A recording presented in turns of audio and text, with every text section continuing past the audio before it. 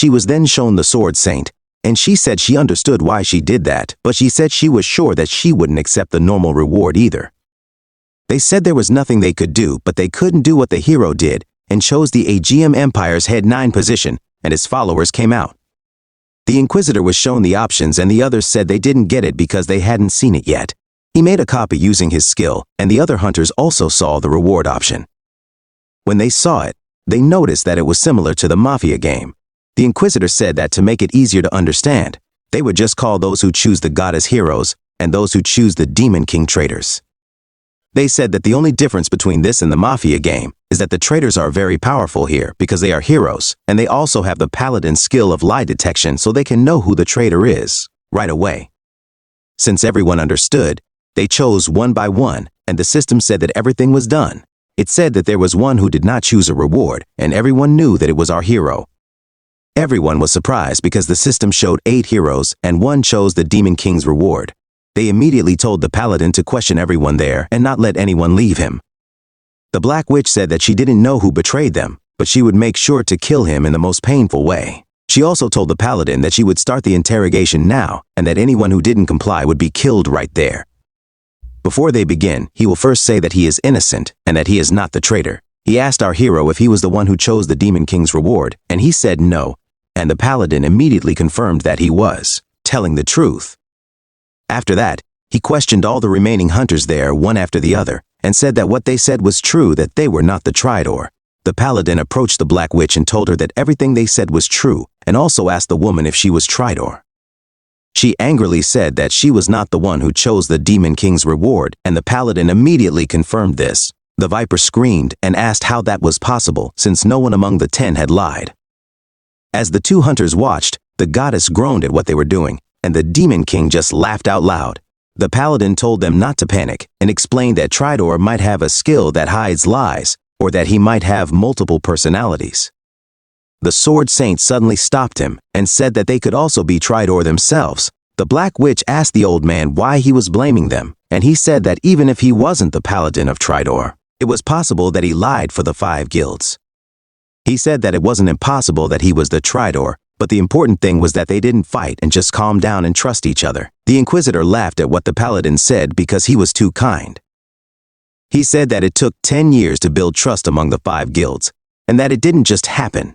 Because of that, he couldn't believe that any of them could do that, so he looked down on the 3 who had made it to the top 10. The paladin told him to calm down and not be too hasty, but the Inquisitor ignored him and used the God of Flesh technique. While forming up, he told Viper to attack them immediately to find out who traitor was. After they killed Tegisa, the system showed that 2 heroes had died and traitor was still alive. The Sword Saint suddenly got angry and said that they were shameless and had shown their true colors. The Inquisitor didn't listen to this and approached the last hunter and killed him immediately. As the system showed that another hero had died, we can see that our hero was shocked by what happened. The Inquisitor just smiled and said as if nothing had happened, saying that traitor was not among those 3. He turned back to them and said that this was a big problem because it meant that traitor was really one of them, and that the 10 years of trust they had built would be broken. The paladin angrily shouted at him and said that he was in too much of a hurry and told him not to do that, but he put his temper first and killed without any hesitation.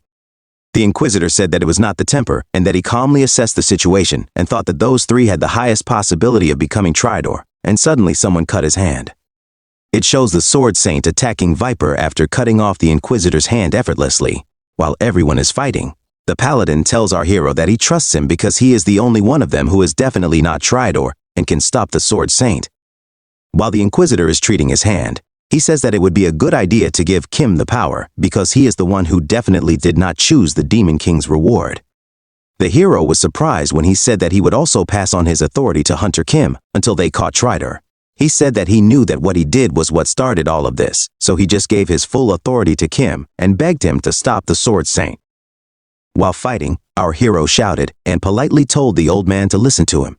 The hunter he bowed his head to earlier. He suddenly stopped when Kim said that he would ask his granddaughter out when she entered the tower and that he couldn't listen to his future son-in-law just yet. He was happy inside but just let it slip that he would listen to our hero because he knew that those there would have no patience with him so he could kill them at any time. Our hero explained that they all needed to calm down first because they didn't really know who traitor was and it wasn't important if they found out. The paladin was surprised and asked how that was possible. He showed the writing on the Goddess of Protection reward, which said that all horrors must work together and destroy the Demon King's core located on floor 20. He said that they didn't need to focus on Tridor because he was probably scared, or maybe the system forced him to give the Demon King's reward, so all they had to do was work together to kill the Demon King. Once the Demon King is gone, the reward will also disappear, so they just have to climb the tower until its core is destroyed. They notice that the system has already given them the quest for floor 12. Suddenly, blood rains down, and the soldiers say that they are dead because the reign of the nightmare has begun. The quest has begun, and our hero is surprised because the soldiers are only NPCs, but their reaction is terrible.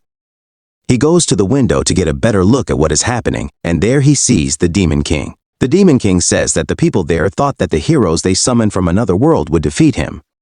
He said that even if they called thousands of heroes and soldiers, they still couldn't do anything because they were only human.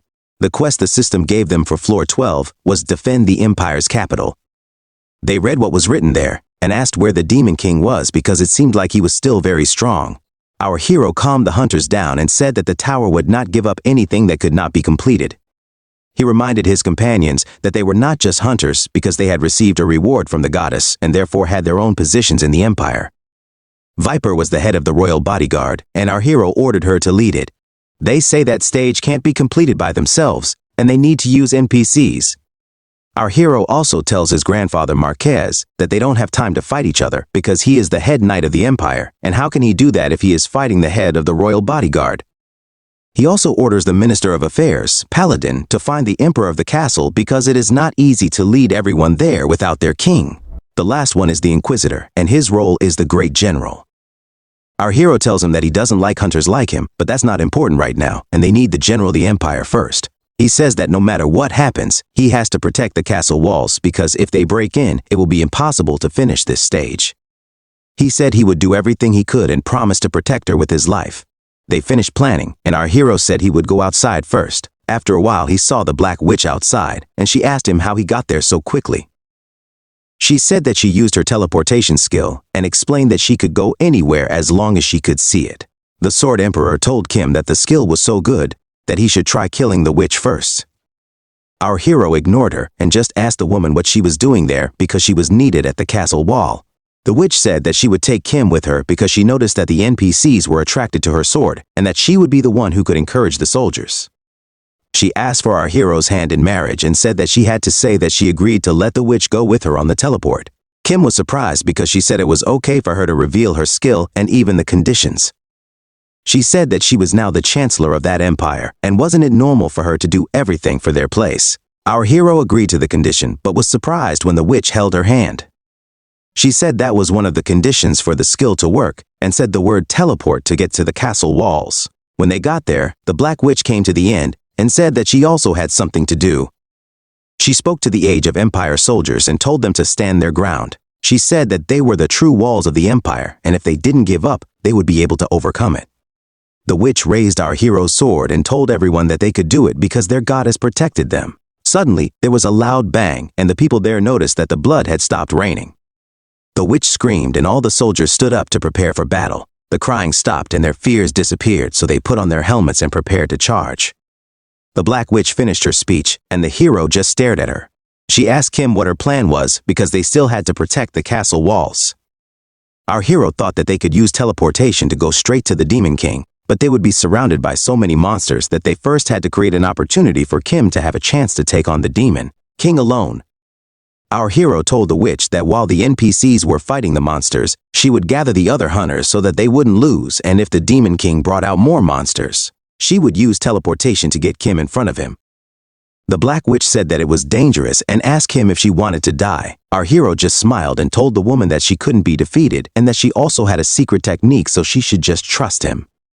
The witch agreed and said that she only hoped that her sword could defeat the Demon King. Suddenly, the boss spoke and said that the goddess's act of recruiting heroes to save that place was funny and that she would show how strong she was. He swung his sword, and we can see the soldiers splashing, and it also reached the castle. After that, the system showed that a hero died inside, and it was not the traitor. The two were surprised by what they saw, and the Black Witch thought that the Sword Saint, Inquisitor, and the Viper were not there because they went to their soldiers. Kim thought that she had ordered the paladin to find the emperor, so the countess was the one who died inside. Our hero was worried and asked the witch how things were going in the outside world, since only the countess could do that before. She told them not to think about it for now and to focus on their enemy in front of them. While Kim was looking at her map, the witch said that even the Demon King couldn't attack that hard in a row, so they went to the front to protect the wall. Our hero agreed and grabbed Black Witch's hand so they could teleport downstairs. When they arrived at the front, she thought that this was really serious and she couldn't expect anyone to protect her here. The Sword Emperor tells our hero to force himself to fight alone, even if it's just for half a minute. He says that to win this fight, he needs to give hope to the people, and it doesn't matter how long it takes because he just needs to show that he can fight the monsters alone. Kim drinks the potion he brought, and the Sword Emperor tells him that he needs to be a hero now. Because he promised Kim that he would teach her martial arts, they would start now. He moved one of Kim's back legs and firmly placed the other one in front and looked ahead. There were 2 goblins in front of him, and their eyes were closed because of the chaos, and his sword had a sharp edge so it would affect their blurry eyes. 1 second is very important in a fight, and the Sword Emperor tells Kim to use his sword to blind them and steal their 1 second. After Kim kills the monster, the Sword Emperor tells him to go after the one on the right. It is shown that our hero is getting it because he loses one after another and finishes the next one before the body of the one he killed before falls. He did it in just a second because the Sword Emperor told him not to interrupt his sword strike and to connect it like music. He had to raise the sword immediately without pause after he had swung it down so that it flowed smoothly. The flowing sword was like a race against time, and the Sword Emperor told him that he could only use it for a second because he was still a beginner. He told him that there are great swordsmen who can fight time for up to 5 seconds and that he should try not to lose control of time. He said it wasn't over yet when he defeated one, and he should immediately find someone else to use his sword for. A normal person would just pass the time, but that wasn't possible for a swordsman because they make the most of every second. He said he couldn't live well if he just let time pass by because a swordsman can only live if he gives everything he has to time. Our hero had used it for 10 seconds and suddenly he had an idea. Why did the tower give such a powerful skill to such a bad guy like the Flame Emperor? He said it didn't have to go to a saint, but he said it wouldn't have been a problem if it had just gone to a normal person. Kim bowed and wondered if it was because of her naive thinking that the tower thought that only she could finish it. Our hero wondered if he had to be like that too, and suddenly came to his senses and said that he would not imitate it no matter what. While still attacking, our hero said that he would not imitate it because he would still outrun it and climb the tower to the end. Suddenly, the system showed that Kim was getting stronger and he had leveled up to be a D-rank hunter. He finished attacking, and the Sword Emperor told him that he did well because he lasted 30 seconds. Our hero was surprised because the Sword Saint suddenly arrived there and quickly defeated the goblins. He said that he saw what he did and was impressed by the old and formal Marcus Callenberry, who introduced himself to Kim. He told our hero that he would join the fight, and together they rushed the enemies. The Inquisitor also arrived there and said that he was a little late because it was difficult to kill the soldiers. He immediately ordered his soldiers to defeat all the monsters that were fighting their empire. While fighting, his surroundings were very quiet, and the thoughts that were running through his mind were moving forward. Viper also arrived there and said that she would help our hero. He saw that Kim was ignoring him and knew that he was too focused on the fight, and that was all he was thinking about. He introduced himself to him as Liao Fan and said that the hero saved his life when he stopped the Sword Saint earlier and that he would repay him now. He told him to just go straight and ignore his surroundings because he said he would guard it and that he would not let anyone come near him. The Demon King formed up to attack and told the hunters to show him what they could do. The Black Witch used her skill and called the hunters closer to her. She said that this was their only chance, so they should hold hands and cling to her. She also called Kim and asked for her hand and said that if she didn't come with him, he would leave something behind. While just staring at the Demon King, our hero thought that they wouldn't be able to remember everything that happened earlier, but even if that were the case, it didn't mean that it would all be gone. Our hero held the witch's hand and they landed in front of the Demon King, and he asked if they were the heroes sent by the goddess. The Black Witch was surprised when Kim suddenly let go of her and apologized and said they would meet again in the next life. While attacking, the Demon King laughed and asked if he really thought he could kill her. Our hero suddenly smiled and told the Demon King that he thought wrong because his plan was to die at the hands of the boss. Kim has already gone to the Netherworld and has already mastered the Demon King's skills. While there, our hero had another thought and wondered why he was given such a powerful skill after the Flame Emperor. Suddenly, his thoughts were interrupted because the Sword Emperor asked him if he wanted to tell him what was written on the skill cards because he had already peeked at them. The first card is said to be Resentment Force Like Rain, and this is the skill used by the Demon King that made blood rain. The next skill is Echoes of a Crying Heart, and this is the one that uses a person's emotions to strengthen his aura. The third is Ghoul Summoning, and it can summon those who have been killed by the hero as monsters. Of all the Demon King's skills, that was the only one Kim liked. The Sword Emperor asked if he was sure about what he would choose, and he simply said that it was the best skill that would help him until floor 20. The Sword Emperor didn't know why our hero chose that one, but he was sure that he had something planned. After gaining the skill, he asked the Sword Emperor if he still knew the Sword Saint's schedule, and he said that it didn't change. He said that it was planned from the moment he woke up until the moment he went to sleep, and Kim told him to tell him because he had something to do. That's all for today, guys. See you on the next upload.